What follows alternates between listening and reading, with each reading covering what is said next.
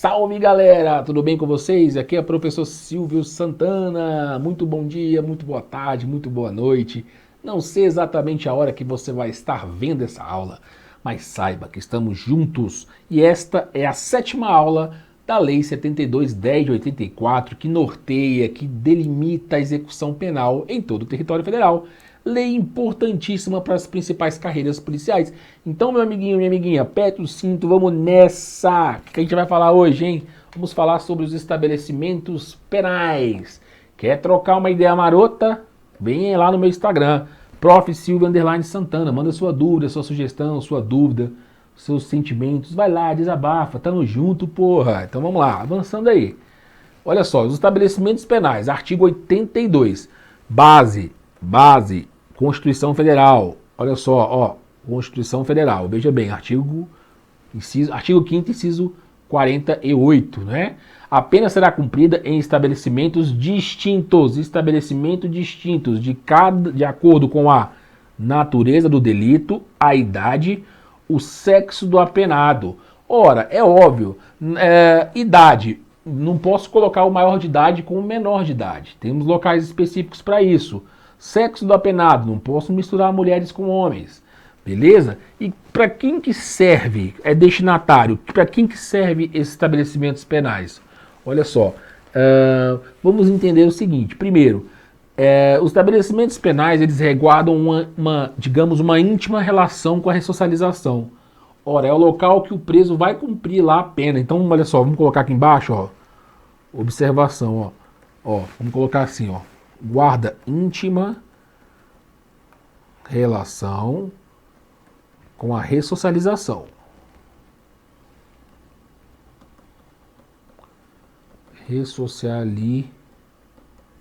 Ressocialização. Íntima relação com a ressocialização. Beleza. Destinatário. Para quem que vai?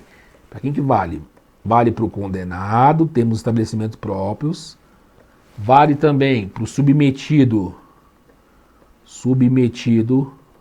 à medida de segurança. A medida de segurança, temos também lá, tá certo? E também preso provisório. Também temos um local para ele. Beleza? Temos local também para o egresso, do artigo 26, são os egressos. Beleza? Então, é destinatário toda essa galera aí, tá? Isso daqui, cara, justamente guarda um princípio. Qual o princípio por trás disso daqui? Qual o princípio chave por trás disso daqui, ó? Qual que é o princípio? Individualização da pena, ó. Princípio, individualização da pena.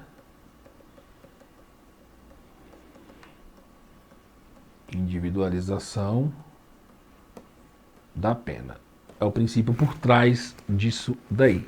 Beleza? Estabelecimentos penais especiais, lá do artigo 81, parágrafo 1º, ó. Nós temos o seguinte, ó.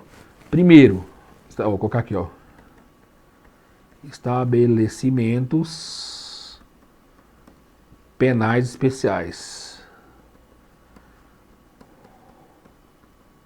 Nós temos aqui, olha só. Que tipo de estabelecimento? Se for mulher, tá certo? E se for maior de 60 anos,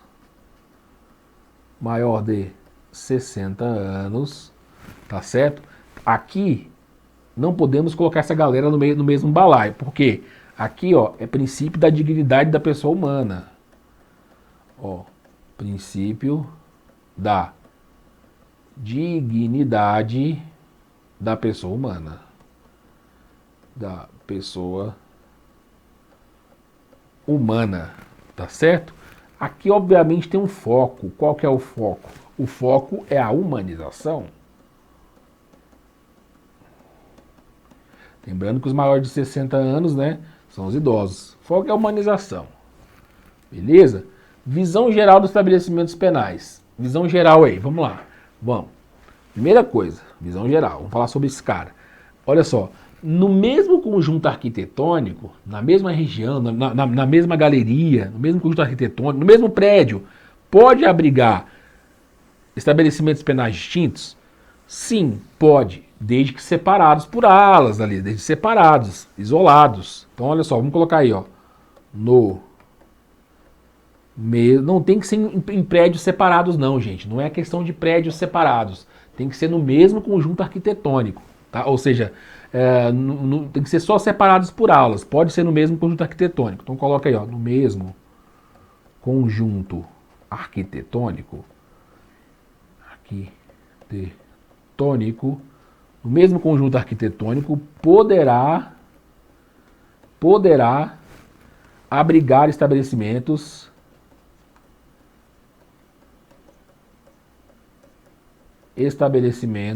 no mesmo conjunto arquitetônico poderá abrigar estabelecimentos de destinação diversa. De destinação diversa. Pode, Silvio? Pode, ué. Pode ter uma penitenciária masculina e uma feminina? Pode, mas olha só, desde que, vamos colocar isso daí, importante, separados e devidamente isolados, mas pode. Aí as provas exploram isso. Aí o aluno fala, e devidamente, não, tem que ser em outros prédios. Não tem não, pode ser no mesmo. Desde que seja devidamente separados e isolados, beleza? Uma outra observação aí, ó. Se tiver aquela instalação destinada para aquelas pessoas que são pesquisadores, estudantes e tal, pode ter um local separado? Pode, olha só. Então coloca aí, ó. Haverá instalação destinada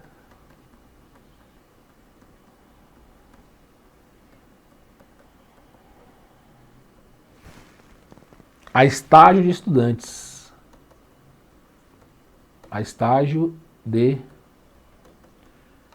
estudantes. Tem que ter uma instalaçãozinha lá para eles, tá? Estudantes universitários, claro. Tô colocando porque tá na lei, né, gente? Beleza? Beleza. E mais uma aí, ó. Também deve conter dependências, ó. Deverá conter dependências. E essas dependências, olha só, destinadas a dar assistência, local de assistência, tudo que está na lei, tá? Dar assistência, lá para salinhas de aula, ou seja, educação, dar assistência, educação, trabalho, beleza? Recreação, para os meninos brincar, e prática esportiva.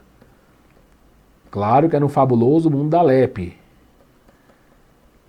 Cada cadeia tem que ter isso, beleza? É a visão geral aí, tranquilo? Outra visão aqui, ó. Se for estabelecimento destinado às mulheres, ó, se for, até eu pegar uma outra cor, se for estabelecimento destinado às mulheres,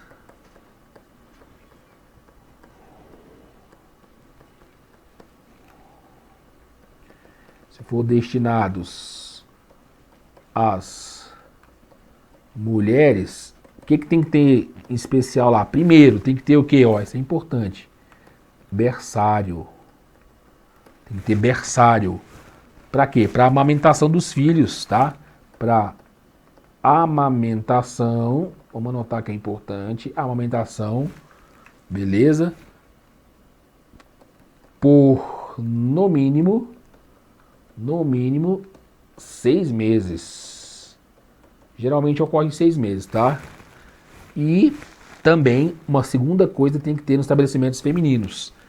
Tem que ser agentes exclusivamente do sexo feminino para cuidar da vigilância interna. Então, olha só, tem que ter agentes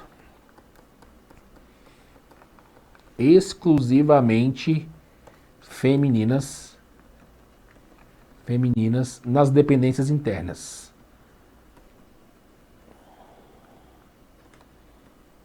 Exceto se for psiquiatra, psicólogo, dentista, né? Mas assim, e masculina pode, obviamente, na segurança externa. Beleza? Tranquilo? Então, cuidado com isso daí, tá? Cuidado com essas coisas aí que são importantes, tá? Também tem que ter, eu vou colocar em algum lugar que eu vou colocar bem aqui, ó. Tem que ter também local próprio para defensoria. local, que é um órgão da execução e nós já vimos isso. Local próprio para defensoria. E também tem que ter local destinado a cursos. Local destinado a cursos. Beleza? Beleza. Então, se liga nessa ideia. Essa é uma visão geral que nós temos aí justamente sobre os estabelecimentos penais, todos eles.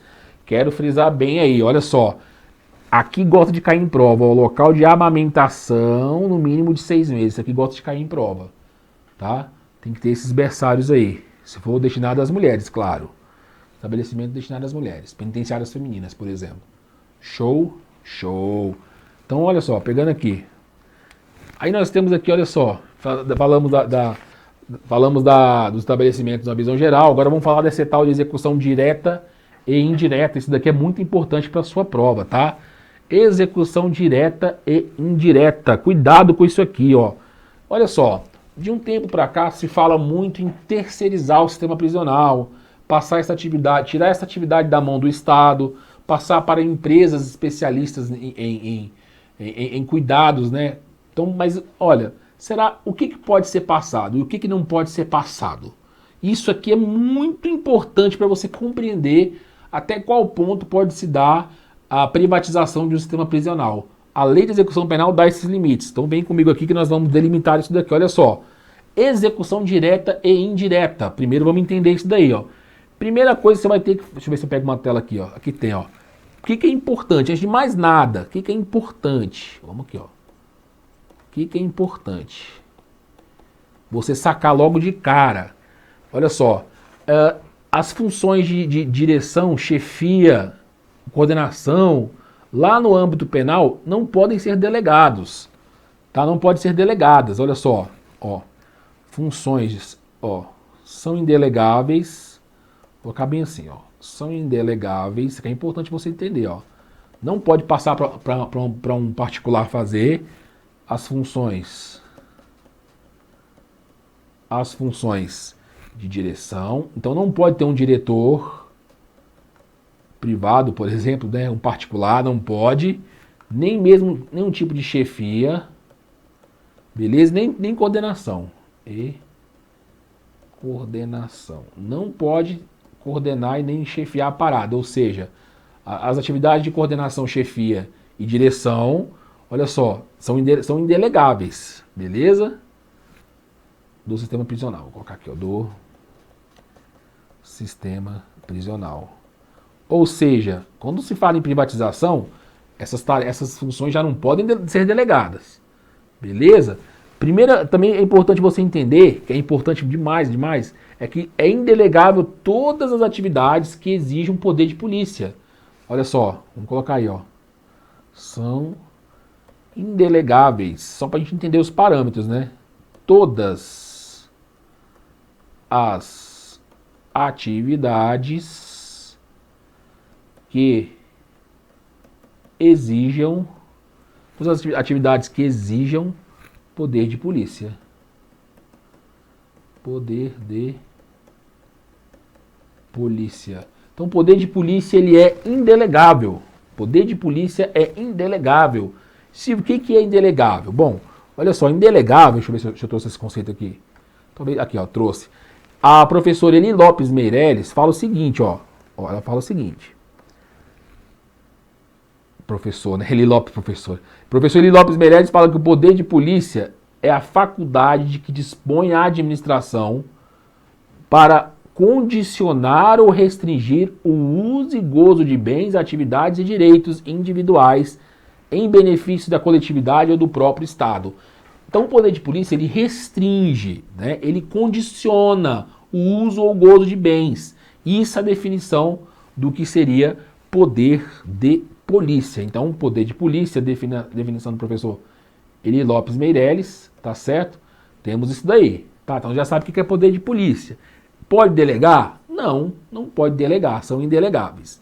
Então é importante você entender que tanto as funções de direção, chefia e coordenação, tanto atividades que exigem o poder de polícia. Por exemplo, uma intervenção tática. A cadeia tá virada, o pau tá quebrando, pessoas gritando, pânico geral. E aquela gritaria, aquele salseiro doido na casa de Noca, socorro, me ajude. Vai entrar o time tático, pei. Vai entrar o particular com essa 12 na mão? Exige poder de polícia, restrição de bens, tá entendendo? Condicionar bens individuais, no caso aí a liberdade. Percebeu? Então o poder de polícia não pode ser delegado. Outro limite, nós vimos 2 limites aqui para privatização, né? Então vamos lá, vamos continuar. Beleza, agora vamos entender o que é execução direta e indireta. Olha só, o artigo 83b fala o seguinte, o artigo 83b, nós temos o seguinte, ó, da execução direta. O que pode ser diretamente executado? Classificação dos condenados, aplicação das sanções disciplinares, tudo isso daí é execução direta, controle de rebeliões, por meio de grupos táticos, operacionais, bomba, tiro e porrada, transporte de presos para órgãos do Poder Judiciário, nome disso é escolta, hospitais ou outros locais externos aos estabelecimentos penais. Ora, isso daqui é o quê? É indelegável. Isso aqui, ó, é indelegável. Beleza? Então a execução direta é indelegável. Tá certo? Agora, nós temos aí também a chamada execução indireta, tá? Veja a diferença: conservação, limpeza, informática, copeiragem, portaria, recepção, reprografia, né? Telecomunicações, lavanderia, manutenção de prédios, instalações e equipamentos internos e externos. Olha, se é atividade meio, isso pode ser delegado. Serviços relacionados à execução do trabalho pelo preso. Uma empresa, por exemplo, contratar a mão de obra de presos.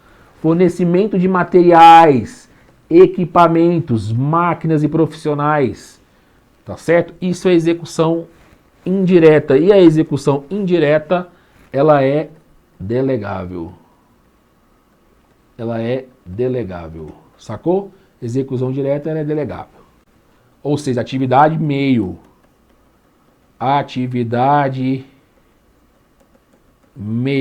Essa pode ser delegada. Olha a diferença e a complexidade entre a execução direta e a execução indireta.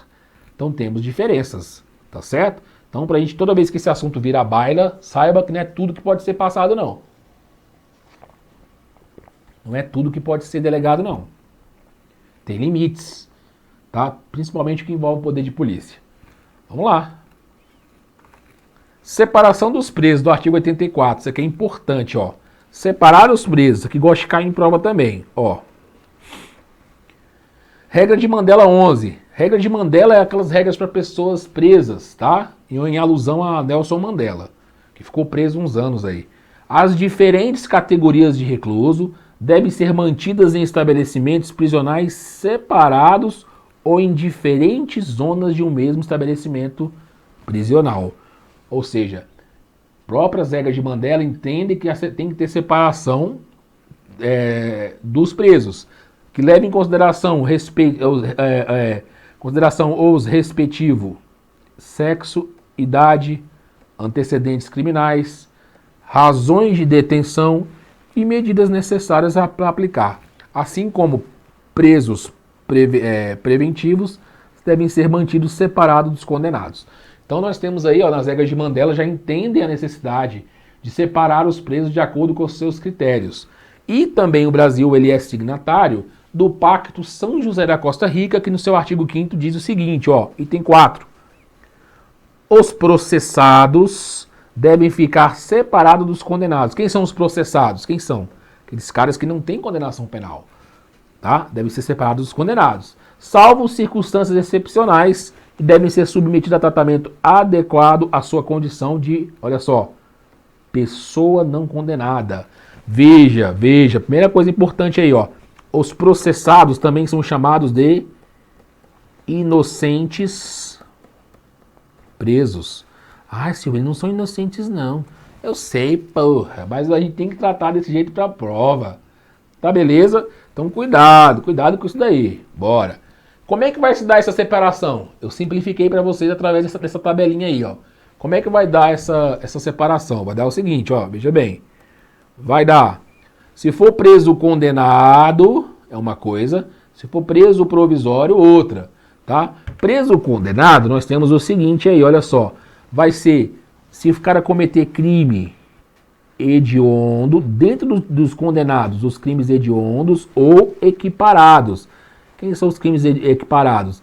Racismo, tráfico, tortura, né? Então, se ele foi condenado por crime hediondo ou equiparado, né, que é o racismo, tráfico, tortura, beleza? Tráfico, terrorismo, tortura, perdão.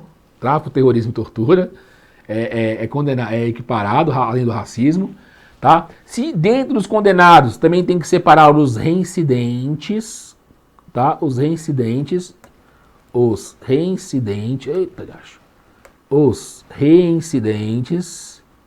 tem que ser pelas práticas de crimes cometidos com violência ou grave ameaça à pessoa. O cara tem que separar o reincidente dos primários, condenados com crimes com violência ou grave ameaça à pessoa. Tem que separar também os primários pela prática de crimes cometidos com violência ou grave ameaça à pessoa. Separa-se os reincidentes dos primários. E também os demais condenados pela prática de outros crimes ou contravenções. Crimes menores, tá? Então separa lá, imagina lá, tem uma ala do pessoal que cometeu crime hediondo. Crime hediondo tem uma lei, né? A lei 8.072 aí, do ano de 90, que fala a respeito dos crimes hediondos, tá bom? Beleza? E os equiparados, tráfico, terrorismo, tortura e além de racismo. Reincidentes, separado dos primários. Se o cara, por exemplo, é reincidente pela prática de crime cometido com violência ou grave ameaça à pessoa, tem que ser separado do primário. É isso que está dizendo aí. Beleza? Beleza. E quando for presos provisórios, os acusados, que eles são inocentes presos, são acusados quando o crime for hediondo ou equiparado.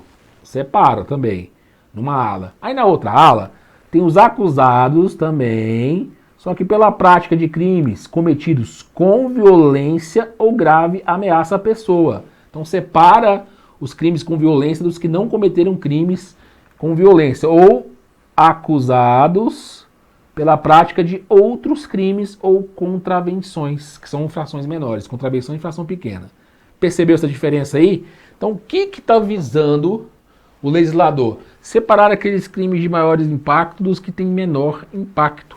Então essa tabela aí evidencia isso. Então isso gosta de cair na prova, tá? Então o que você vai pensar quando isso cair na prova?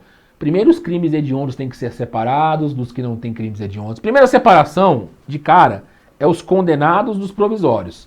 Isso já tem que saber. Condenado tem que estar separado de provisório. Beleza. Só que dentro dessa separação ainda tem outras sub-separações. Tem que separar os hediondos dos não hediondos, os reincidentes dos primários quando envolve violência ou grave ameaça à pessoa. E também separar os demais crimes pela prática de outros crimes ou contravenções. Beleza? Então é importante isso aí para você. Beleza?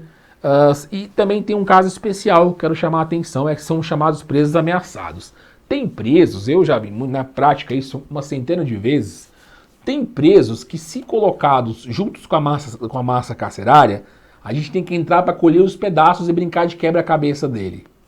Tá entendendo? Pedaço de vagabundo para tudo quanto é lado. Não há o que fazer. Tem presos que, pela sua própria condição, eles não podem ser reinseridos juntos com outros apenados. Eu vou dar um exemplo aqui, ó. Estupradores, no meio, que são criminosos contra a dignidade sexual.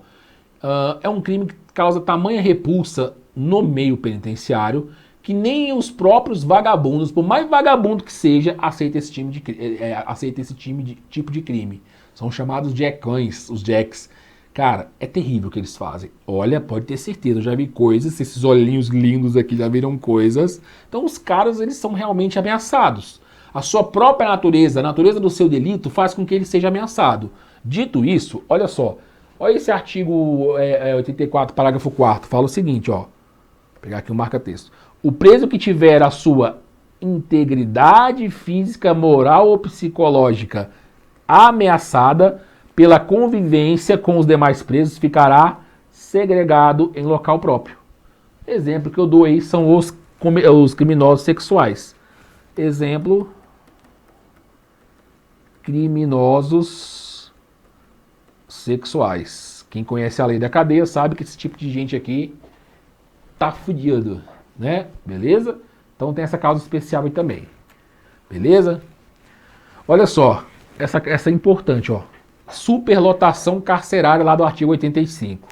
Descumprimento injustificado. Veja, se for descumprimento injustificado do artigo 203, parágrafo 4 da LEP, olha só, o descumprimento injustificado dos deveres estabelecidos para as unidades federativas, ó, descumprimento injustificado implicará suspensão de qualquer ajuda financeira a ela destinada aos estados para atender às despesas de execução das penas e das medidas de segurança. Então, olha só, se por acaso o estado descumprir regras, tem essa primeira trozoba aí.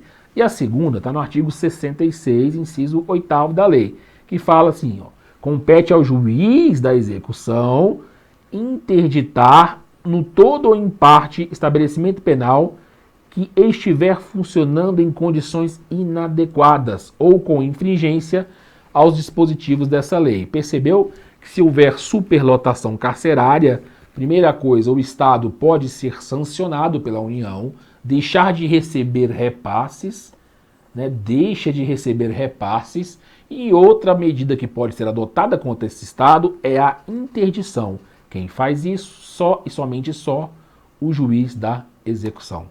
Só esse cara pode fazer isso, tá? Que fique bem claro isso para vocês, que é importante você entender, tá? Obviamente tem tem entendimentos aí de tribunais que tá mandando o cara para casa, tem uma caralhada de coisa acontecendo, mas a superlotação carcerária é uma realidade e se tiver acontecendo, veja o que a lei de execução penal traz como saída. Show de bola, meus queridos! Então olha só, a gente vai finalizando esse bloco por aqui, daqui a pouco a gente volta com muito mais, fiquem todos bem. Até daqui a pouco.